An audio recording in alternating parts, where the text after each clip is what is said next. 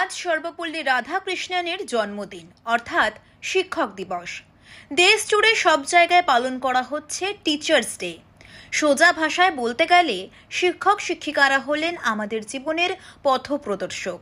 তাদের হাত ধরে প্রতিটি মানুষ নিজেদের ভবিষ্যতের দিকে এক পা করে এগিয়ে যায়। আর তাই আজ স্কুল কলেজে শিক্ষক শিক্ষিকাদের জন্য আলাদা রকমের একটা সুন্দর পরিবেশ। প্রিয় শিক্ষক শিক্ষিকাদের নিয়ে নানা রকম সেলিব্রেশন করছে শিক্ষার্থীরা। আর আজকের এই দিনেই পূর্ব মেদিনীপুর জেলার এগরার একটি স্কুলে অভিভাবকদের শোরগোল পড়ে গেল। ক্লাসের মাঝে ছাত্রদের বেধড়ক মারধর করেছেন ওই স্কুলেরই একজন ইংরেজি শিক্ষক বলে অভিযোগ তুলেছেন অভিভাবকেরা, যার ফলে অসুস্থ হয়ে পড়েছেন বহু ছাত্রী এবং তাদের হাসপাতালেও পর্যন্ত ভর্তি করানো হয়েছে।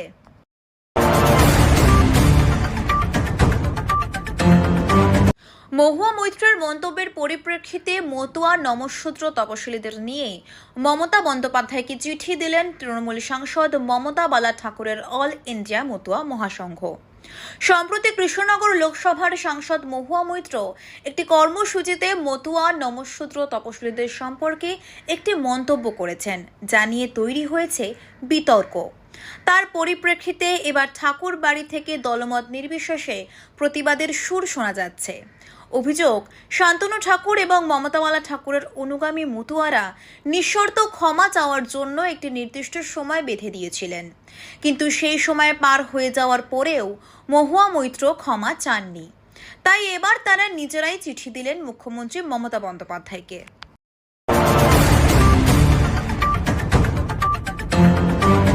সম্প্রতি বিজেপি নেতা তথা অভিনেতা মিঠুন চক্রবর্তী 100 কোটি টাকার মানহানির মামলা করেছেন তৃণমূল নেতা কুণাল ঘোষের বিরুদ্ধে।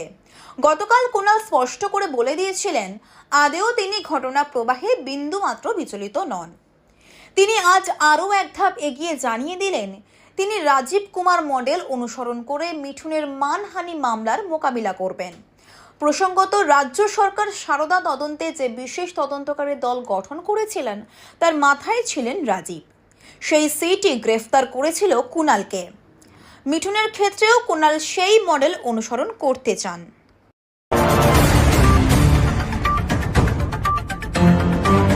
পুজো প্রায় দোরগোড়ায়, আর পুজোর আগেই বাংলাকে দুহাত ভরে ঢেলে উপহার দিচ্ছেন প্রধানমন্ত্রী নরেন্দ্র মোদী। পশ্চিমবঙ্গের জন্য কেন্দ্রীয় রেল মন্ত্রকের পক্ষ থেকে শোনানো হচ্ছে একের পর এক দারুণ খুশির খবর। ইতিমধ্যেই একটি এসি লোকাল ট্রেন উদ্বোধন হয়েছে। এখানেই শেষ নয়, তারপর গোটা কলকাতা শহর জুড়ে বহু প্রতীক্ষিত যে মেট্রো রেল, সম্প্রতি প্রধানমন্ত্রীর হাত ধরে তার 3টে রুটের উদ্বোধন হয়েছে। আর আজ সব থেকে বড় উপহার পেল বাংলা, যা রাজ্যবাসীকে আনন্দের স্রোতে ভাসিয়ে দিয়েছে। এতদিন ধরে নিত্যযাত্রীদের লোকাল ট্রেনে ভিড়ের মধ্যে চেপে ঝুলতে ঝুলতে ঘেমে চপচপে হয়ে যেতে হতো অফিসে বা গন্তব্যস্থলে, কিন্তু সেই ভোগান্তির দিন শেষ হতে চলেছে এবার।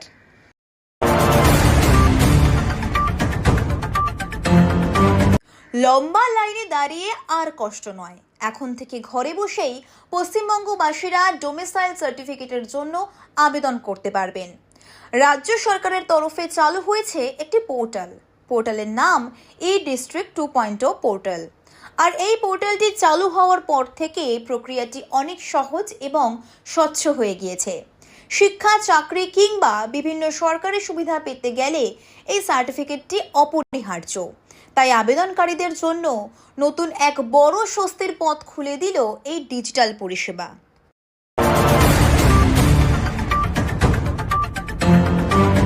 পশ্চিমবঙ্গে এবার আসছে বড় পরিবর্তন। আবাসন ও রিয়েল এস্টেট খাতে এই পরিবর্তন আসছে।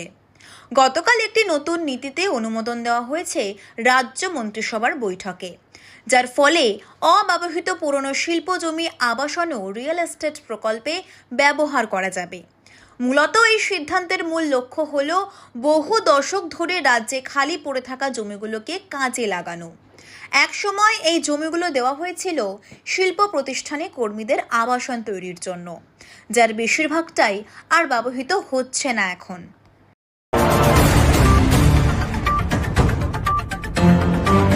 সম্প্রতি অষ্টম পে কমিশন ঘোষণা করার পর তা নিয়ে দিন দিন প্রত্যাশা তুঙ্গে উঠছে কেন্দ্রীয় কর্মচারীদের।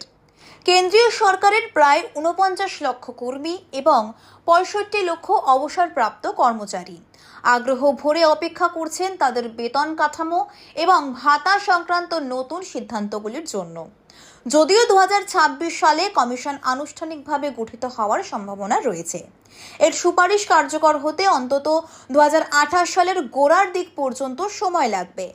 তবে কর্মীদের আর্থিক দিক থেকে স্বস্তি থাকবে, কারণ কমিশনের চূড়ান্ত প্রস্তাব কার্যকর হলে সেটি ২০২৬ সালের জানুয়ারি থেকে পূর্ব প্রভাবিত হিসেবে গণ্য হবে। ফলে একসঙ্গে মিটিয়ে দেওয়া হবে সংশ্লিষ্ট সময়ে জমে থাকা সমস্ত বকেয়া।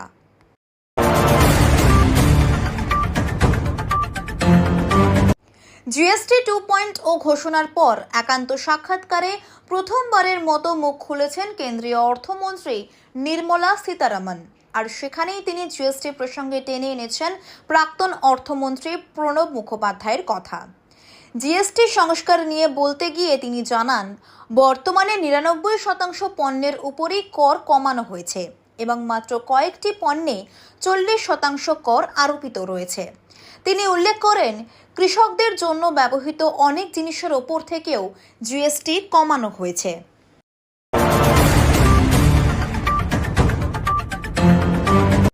নিয়োগ দুর্নীতি কাণ্ডে টাকার বিনিময়ে একাধিক ব্যক্তিকে চাকরির প্রতিশ্রুতি দিয়েছিলেন বলে অভিযোগ তৃণমূল নেতা জীবন কৃষ্ণ সাহার বিরুদ্ধে। এরকম বেশ কয়েকজনকে সিজিও কমপ্লেক্সে ডেকে পাঠালো ইডি। সূত্রের খবর, যাদের তলব করা হয়েছে তারা সকলেই মুর্শিদাবাদের বাসিন্দা। সকালে নথি নিয়ে সল্টলেকের ইডি অফিসে এসেছেন এমন 4 জন। আর্থিক লেনদেন নিয়ে প্রশ্ন করা হবে তাদের এবং চাকরির প্রতিশ্রুতির বিনিময়ে জীবনকৃষ্ণ কত টাকা চেয়েছিলেন সেই প্রশ্নও করা হবে বলে ইডি সূত্রে খবর।